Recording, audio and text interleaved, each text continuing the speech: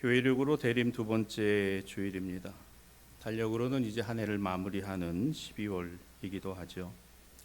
특별히 오늘은 성서 주일입니다.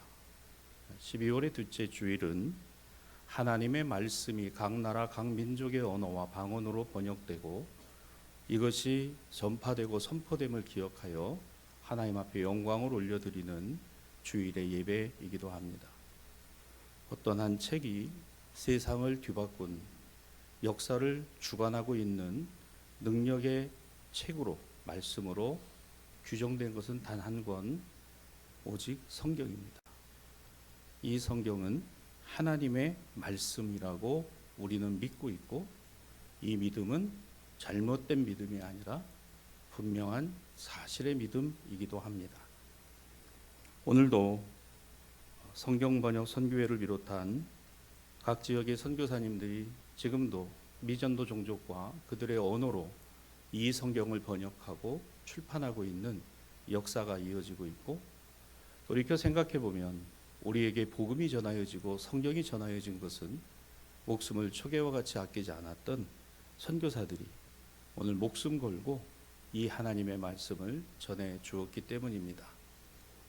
모쪼록 북녘 땅에 하나님의 말씀인 성경을 갖는 것만으로도 처벌이 되는 바로 그 땅 안에도 지금도 하나님의 말씀이 이어지고 있다고 우리는 믿습니다. 특별히 이를 위해서 우리는 이 말씀을 자유롭게 보고 이 말씀에서 주의 은혜를 나눌 수 있는 것에 감사와 또 영광을 올려드리는 오늘 주일이 되기를 주님의 이름으로 축복합니다. 우리는 이 시기에 이 땅에 사람의 몸을 입고 오신 말씀이 육신이 되어 우리 가운데 거하신 하나님의 아들 예수께서 오심을 기뻐하고 다시 오실 주님을 기다리는 신앙과 믿음을 이어갑니다. 또한 2024년을 매듭짓고 2025년을 준비합니다. 대림 두 번째 주일 예배 시작의 시편 본문은 시편을 직접 가져오지 아니하고 누가복음 1장의 말씀을 가지고 왔습니다. 그 이유가 있는데요. 이 본문이 바로 한 아버지의 찬양과 노래이기 때문에 한 아버지의 찬양과 노래입니다. 바로 세례 요한의 아버지 사가랴의 찬송과 찬양입니다. 누구의 아버지요? 세례 요한의 아버지. 오늘 우리는 시편 본문을 이 누가복음 1장에서 읽었습니다. 세례 요한의 아버지 사가랴의 노래. 그래서 이 교회에서는 교회의 찬양 가운데, 교회의 예배 가운데 베네딕투스라는 게 있어요. 여러분, 이 베네딕투스라는 것이 바로 이 사가랴의 노래와 찬양입니다. 앞으로 2주 동안 우리는 세례 요한을 보게 될 겁니다. 그 세례 요한은 누구 앞에? 예수님 앞에. 무엇을 위해서? 예수님의 길을 평탄케 하고 그 첩경을 곧게 하고 그 주님의 오심을 준비했던 사람입니다. 우리는 그럼 무엇을 생각하나요? 바로 그 세례 요한을 통해서 다시 오실 주님을 어떻게 기다리고 그 길을 평탄케 하고 그 첩경을 곧게 하고 그 주님 오심을 준비하는 성도와 교회여야 한다는 사실을 깨닫게 되는 거예요. 여러분, 하나님의 말씀은 의미가 있어요. 그 의미는 우리가 생각하고 있는 그 의미를 뛰어넘고 있는 하나님의 전능하심의 역사의 의미입니다. 아무것도 아닌 것 같죠? 그런데 이 찬양 안에는 예수 오심을 기다리는 사람들의 마음, 특별히 세례 요한의 아버지는 어떤 찬송을 통해서, 찬양을 통해서 그 아들에게, 그 자녀에게 이 신앙과 믿음을 주었을까를 오늘 생각해 보려고 하는 겁니다. 세례 요한이 누굽니까? 그는 예수님의 오심을 가장 먼저 준비한 사람이죠. 그의 아버지 사가랴, 그렇습니다. 예루살렘의 성전의 제사장이었습니다. 그리고 세례 요한의 어머니였던 엘리사벳은 유명한 제사장 계열의 적통이라고 할 수 있는 아론의 후손이었어요. 누가복음 1장 5절입니다. 사가랴는 아비야 반열의 제사장 중에 한 사람이었고 엘리사벳은 아론의 자손이었다. 누구의? 세례 요한의 어머니요 아버지입니다. 믿음의 가정, 신앙의 가정, 하나님 신앙과 믿음의 모태로부터 가진 세례 요한은 저의 아버지와 어머니가 이런 신앙과 믿음의 가정을 이룬 그 가정에 태어난 거예요. 여러분, 신앙을 가진 가정이 복이 있습니다. 내가 가졌기 때문에 복이 아니라 그 신앙이 하나님을 향한 것이기에 하나님이 복되시고 그 아들 예수님이 복되고 이것을 갖는 자가 복된 거예요. 그래서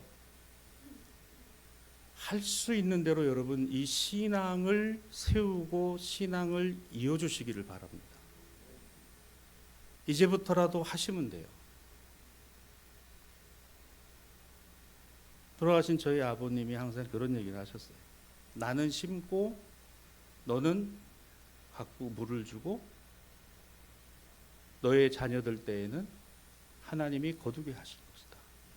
그 얘기를 늘 이야기를 하셨어요.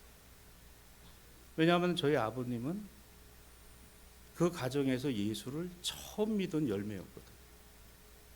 국민학교 4학년 때 친구가 전도해서 교회를 간 것으로부터 시작된 저희 집안은 서울 워커리 일대에서 농사를 짓던 그 당시에 그 서울이 아니라 경기도 광주 분이었습니다. 그리고 아차산의 영화사라는 큰 절에 공양미를 바치는 집안이었어요. 그래서 저희 아버님은 어릴 때 할머니의 손을 잡고 절에 가서 시주를 하고 공양미를 드릴 때 늘 합장을 하시면서 나도 나중에 훌륭한 중이 되겠습니다. 중이 되겠습니다. 국민학교 때 그러셨대요. 근데 어느 날 친구가 교회 가자고. 너 예수 믿고 천국 가야 돼. 그래서 교회 갔겠어요? 아니에요. 선교사님이 오셨는데 선물을 많이 갖고 오셨어요. 학용품도 있다. 그래서 그 소리를 듣고 그래? 그런데 한번 가봐야지. 그래 가서 그 선물 받고 그랬는데 거기서 말씀을 듣는 거예요. 여러분 하나님 말씀은 능력인 이유가 있어요. 사람의 말은 감동이 될 수 있겠으나 그 사람을 완전히 변화시키는 능력은 사람에게 없습니다. 근데 하나님 말씀은 사람이 아니더라도 역사하시는 능력이 있는 거죠. 저희 아버님은 그 길을 예수를 믿으셨어요. 새벽 기도. 근데 더 놀라운 게 뭔지 아세요? 바로 그 교회가 저희 아버님, 할아버님 사시는 그 집 바로 위에 있는 교회, 많이 보이는 교회, 한 번도 가려고 생각하지 않았던 그 교회를 가셨다는 거예요. 국민학교 4학년. 그 길로 예수를 믿었던 그런 우리 가정, 결국 나중에 다 예수를 믿게 되는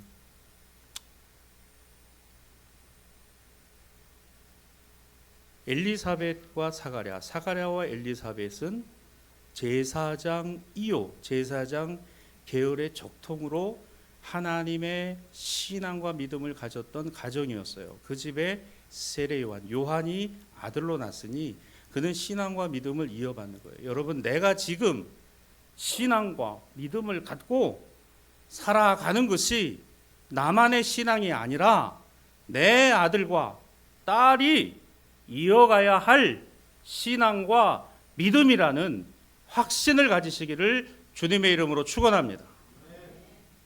얼마나 귀해요. 왜 귀한지 아세요?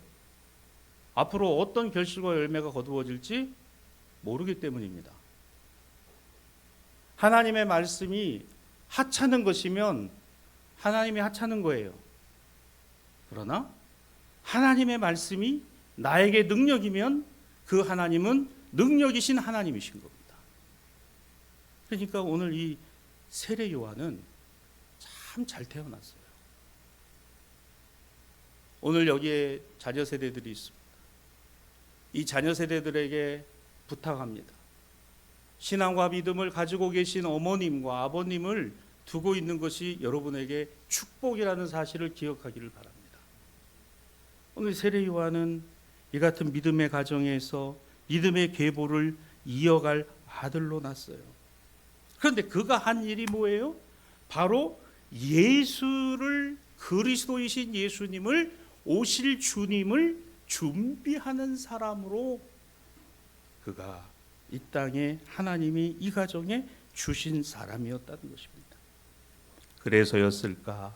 본문에 나오는 세례 요한의 아버지 사가랴는 하나님을 높이고 그 하나님의 영광을 찬양했습니다. 여러분, 찬양과 찬송이 넘치는 가정에 감사가 있고 하나님의 은혜가 깃들고 있음을 알게 되니 평안합니다. 어느 정도로 평안할까요? 오늘 나에게 주시는 이 평안은 세상이 주는 평안이 아니라는 확신입니다. 세상으로부터 오는 평안이 아니라는 확신이에요. 세례 요한은 태중에서 들었습니다. 나면서 들었습니다. 자라면서 들었습니다. 뭘요? 아버지의 찬송과 어머니의 기도를, 아버지의 찬양과 어머니의 간구를 듣고 자랐습니다. 그래서 하나님의 사람임을 자신이 자라면서 알 수 있었겠죠. 당연히 자신이 어떤 삶을 살아가야 할 것인가를 하나하나 정리할 수 있었을 것입니다. 이것이 굉장히 중요한 이유는 우리가 꼭 기억해야 할 내용입니다. 아버지의 찬양과 어머니의 기도가 사랑하는 자녀에게 줄 수 있는 가장 큰 축복이라.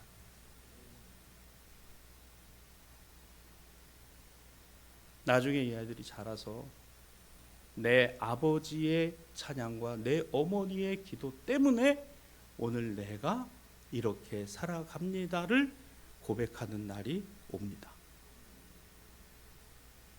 그래서 신앙은 나만의 신앙이 아닌 거예요. 나로 끝내야 될 신앙과 믿음도 아닌 겁니다. 누가복음 1장 80절입니다. 세례 요한은 자라며 심령이 강하여지며 이스라엘에게 나타난 날까지 빈들에 있었다. 여러분, 빈들 아무것도 없어요. 광야입니다. 먹을 것 구하기도 쉽지 않아요. 세례 요한이 거기에다 내동댕이 쳐지고 내던져진 것이 아니라 그곳에 있었어도 그는 뭐예요? 강한 사람이었습니다. 심령이 강한 사람이었어요. 성령이 함께하는 사람이었습니다. 왜? 아버지의 찬양과 어머니의 기도가 오늘 그의 태중에서부터 나서 자라면서 여기까지 그에게 이어지고 있기 때문에 그래요. 여러분의 기도 가운데 여러분의 아들과 딸들을 향한 기도가 있으리라 생각합니다. 아니, 있을 겁니다. 그 기도는 어떤 기도입니까? 세상에서 성공하고 살아가는 것만의 기도, 그렇습니다. 그것만의 기도가 아니고 어떤 상황에 처하든지 빈들에 있든지 광야에 있든지 힘들든지 어렵든지 하나님께서 저를 붙들어 주시고 주님을 버리지 아니하고 성령의 사람으로 살아가게 하여 주옵소서. 성령의 사람으로 살아가게 하여 주옵소서. 그렇게 기도하시라 그 얘기예요. 세상 출세 성공 여기에 포인트를 두지 말고 그것도 갖고 있지만 그것을 돕는 하나님의 은혜, 하나님의 능력, 신앙과 믿음으로 살아가게 하여 주옵소서가 더 중요하다 그 얘기예요. 여러분, 세례 요한이 아버지의 뒤를 이어서 제사장으로 예루살렘 성전에 들어가서 그와 같은 일을 하기에 세습이 제사장은 되니까 빈들에 나갔어요. 광야에 나갔습니다. 요단 광야에 나갔어요. 여러분, 하나님이 준비하고 일하시는 방식이 있어요. 방법이 있습니다. 지난주에도 말씀드렸죠. 사람은 방식을 구하나 하나님은 방법을 갖고 계시다. 근데 이 세례 요한이 다른 데가 아니라 광야에다 두신 것은, 아니 왜 저기 있어야 되는 거야? 왜 저기서 저렇게 있어야 돼? 차라리 예루살렘으로 들어가서 예루살렘 성전에 가서 예루살렘 성전에 아버지 뒤를 이어서 하면은 더 나은 거 아닐까? 그런데 하나님은 세례 요한을 광야에다 갖다 두신. 여러분, 광야라도 괜찮아요. 이스라엘 백성들이 40일이면 갈 수 있는 광야를 지나 가나안 땅을 40년을 돌았어요. 40년을 돌면서 그들이 배우고 익히고 교육받고 훈련받고 깨닫는 게 뭐예요? 나는 너희의 하나님 되고 너희는 나의 백성이 되리라. 그 훈련을 한다. 그 훈련. 교회는 훈련이에요. 성도는 훈련생이에요. 그리스도인은 주님으로 제자로 훈련되어서 그 삶에 적용하며 살아갈 수 있게 하는 거다. 한 아이의 인생의 모습이 여기서 결정이 됐습니다. 다시 1장 80절 열어주세요. 세례 요한 이 아이의 인생이 여기서 결정됐어요. 그 아이가 자라며 심령이 강하여지고 그리고 빈들에 있습니다. 우리 자녀들의 인생의 모습 또한 이렇게 정해진다면 이보다 더 귀한 일이 어디 있겠어요? 뭐가 필요하다? 아버지의 찬양과 찬송과 감사. 어머니의 믿음의 기도. 어머니의 믿음의 기도. 세례 요한이 결정한 게 아닙니다. 그 부모가 자신들이 가진 신앙과 믿음을 보여준 것입니다. 가르쳐 준 것입니다. 말해 준 것입니다. 너는 하나님의 사람으로, 너는 하나님의 길을 예비할 사람으로, 너는 하나님이 쓰시는 사람으로. 여러분, 이거 얼마나 귀한 얘기인지 아세요? 너는 하나님의 사람으로, 너는 하나님이 선택한 사람으로, 너는 하나님이 쓰실 사람으로, 너는 하나님의 영광을 위해 살아갈 사람으로, 너는 하나님의 사람으로 살아가도록 우리 가정에 허락해 주신 하나님의 선물이야. 잊어버리지 마라. 이런 이야기를 할 수 있는 아버지, 이런 이야기를 할 수 있는 어머니, 그 자녀가 복됩니다. 복이 하나님의 복이에요. 그렇지만 하나님이 이렇게 세례 요한을, 예수 오심을 앞서서 이 땅에 보내사 이 가정에서 그 신앙과 믿음의 교육을 받고 자라가게 하신 그건 그 시대가 무척이나 어둡고 장래와 소망이 보이지 않았던 절망적일 수밖에 없는 시대였다는 점이에요. 오늘 이게 누가복음 3장 본문 1절과 2절입니다. 누가는 역사의 기록자이기도 해요. 그는 의사의 역사가 있습니다.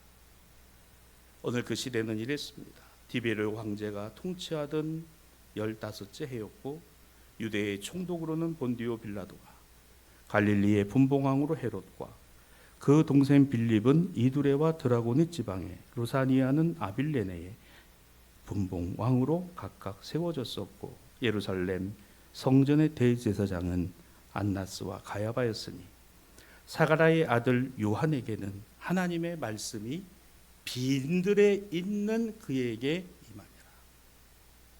여러분, 이렇게 자세하게, 이렇게 디테일하게 누가복음 3장 1절과 2절에 쓴 이유가 뭘까요? 우리는 언뜻 봐서 이게 그저 단순한 평문처럼 보입니다만은 그게 아니에요. 디베리오 황제, 로마의 디베리오 황제는 티베리우스 시저입니다. 그는 서기 26년, 28년경에 황제의 자리에 있을 때가 15년째가 되는 해였어요. 그때는 로마 제국이 엄청나게 확장을 하고 있었던 시대, 로마의 평화라고 하는 것을 앞세워서 말은 평화지만 로마의 힘과 무력이 통용되던 시대였어요. 이것을 역사에서는 팍스 로마나라고 이야기합니다. 로마의 평화, 로마의 질서, 무력과 권력으로 절대 군주를 꿈꾸며 오늘 황제인 자기 자신을 신의 반열까지 올려놨어요. 나는 신의 아들이다. 바로 이 지점이 그리스도교의 기독교 신앙과 정면으로 충돌하는 부분입니다. 로마 황제 뭐라고요? 나는 신의 아들이다. 아니, 하나님이 신이셔. 하나님의 아들은 예수 그리스도뿐이야. 다시요. 내가 신의 아들이야. 내가 절대 권력자야. 내가 힘과 권력을 갖고 있어. 아니, 신은 하나님이셔. 하나님의 아들은 예수 그리스도뿐이야. 그게 교회입니다. 그게 성도예요.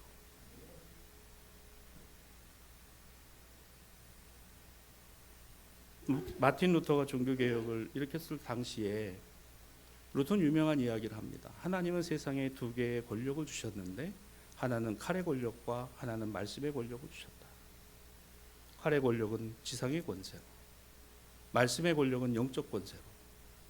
그런데 이 칼의 권세가 하나님의 말씀의 권세를 이길 수 없으니 이것이 균형을 잡아 오늘 그 칼이 하나님의 뜻에 합당하고 양심과 정의에 맞게 쓰여져야 된다라고 전제하고, 하나님의 말씀의 법이 오늘 이 세상의 교회를 통해서 성도를 통해서 주셨으니 이 하나님의 말씀의 법이 세상을 다스리는 하나님의 통치의 방식이다 그러고 있습니다. 이게 그 유명한 마틴 루터의 두 왕국문입니다. 이 균형이에요. 오늘 이 누가복음 3장의 말씀에 디베료 황제는요, 자기가 그냥 세계사에 나오는 황제 정도가 아니라 나는 신의 현현이에요. 신의 아들이에요. 초기 그리스도교 초대교회 성도들은 아니, 하나님이 신이죠. 예수 그리스도가 하나님의 아들이야. 이건 여러분 신앙 고백의 문제인 겁니다. 본디오 빌라도가 유대 총독으로 왔다 그랬어요. 여러분, 빌라도의 전임자는 예루살렘 소유를 막지 못해서 로마로 소환을 당해서 파직을 당했습니다. 그리고 본디오 빌라도가 이 팔레스타인의 총독으로 부임을 했어요. 오고 싶었을까요? 이 변방에? 아니, 그저 이탈리아의 로마 중심에 있으면 얼마나 좋아요. 출세하고 성공하는 길이 열리는데, 근데 저 지중해 건너 이 팔레스타인 땅의 예루살렘에 유대의 총독으로 부임을 했어요. 최전방입니다. 이곳은 늘 시끄러웠어요. 늘 메시아 운동이 일어나고 늘 소요가 일어나고, 전임 총독은 예루살렘 대제사장들과 이 지도자들에게 밑보여가지고 그 편지 한 통에 그냥 소환당해서 파직이 됐습니다. 본디오 빌라도는 권력지향적인 사람이었어요. 황제의 대리인이었지만 그는 이 팔레스타인 보잘것없는 속주에 와서 어떻게 하면 내가 저 로마로 금이 환영을 할까, 이 생각을 늘 갖고 있었던 그와 같은 사람이에요. 그래서 그가 화들짝 놀란 이유는 단 하나입니다. 유대의 왕이 있다. 황제가 모르는 왕이 있다? 도대체 누구야? 예수님을 그렇게 대면합니다. 헤롯과 동생 빌립과 루사니아가 누굽니까? 한 지역의 영주 정도밖에 안 되는 이들이 스스로를 왕이라, 로마는 점령지 속국의 힘을 분산시키기 위해서 나라를 여러 지역으로 쪼개서 관리했습니다. 그래서 그 지역을 다스리는 고을의 수장을 분봉왕이라고 불렀어요. 근데 하필이면 거기에 뭘 붙였어요? 왕이라는 말을 붙여놨어요. 그 왕이요, 고작 해야 국고 다스리는 정도인데 그게 왕이에요. 이게 오늘 누가가 기록한 내용의 모습입니다. 끝으로 예루살렘은 어땠습니까? 성전에 안나스와 가야바 두 제사장, 대제사장이 있었다라고 성경은 말씀합니다. 대제사장이 몇 명이에요? 2명이에요. 이건요, 하나님의 말씀에서 어긋나는 겁니다. 대제사장은 원래 한 명. 근데 그 이전부터 대제사장들이 자그마치 16명 가까이가 투표했어요. 그러면서 서로 대제사장이 된다.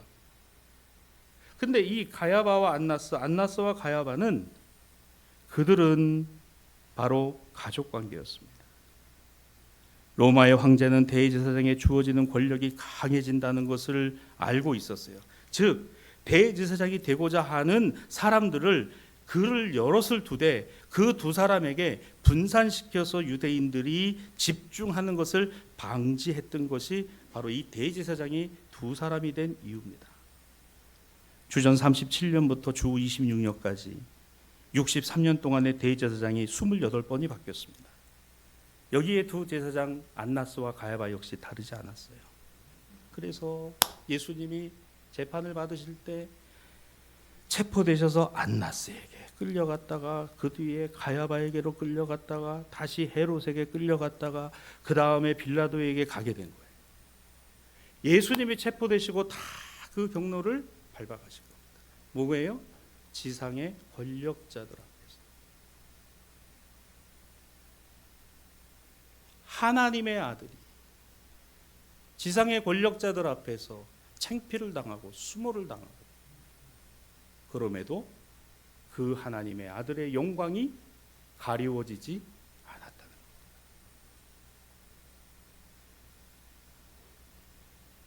자, 이 본문 1절과 2절에 등장하는 모든 공통점은 바로 이겁니다. 하나님의 권세와 능력이 예수 그리스도를 통해서 이 땅에 구현되고 있다는 것을 믿고 본 그리스도인들과 성도는 세상의 질서 안에서 하나님의 통치와 하나님의 구현이 현실적으로 드러난 것이 예수시다. 예수님만이 왕 중에 왕이시다. 예수님만이 하나님의 권능이시다. 우리는 그 예수님을 그리스도로 주님으로 믿습니다. 오늘도 뭐가 필요할까? 이 신앙과 이 믿음이 필요한 거예요. 오늘도 우리 아들과 딸들에게 이것을 가르쳐 줄 수 있어야 되고 말해 줄 수 있어야 되고 이것을 새겨 줄 수 있어야 된다. 교회는 이 이야기를 해야 된다. 누가 이 영향을 받았어요? 세례 요한이 영향을 받았습니다. 세례 요한이 살았던 그 시대가 바로 이 역사의 변곡점이었고 격변기였고 시대적 경랑 속에 있었습니다. 바로 이런 자들이 황제로 로마의 총독으로 유대의 왕으로 스스로를 참칭하고 있었어요. 바로 그 시대가 세례 요한이. 여러분 앞으로 우리의 자녀들이 살아갈 시대와 세상은 어떤 곳이어야 될까? 우리는 가늠할 수조차 없어요.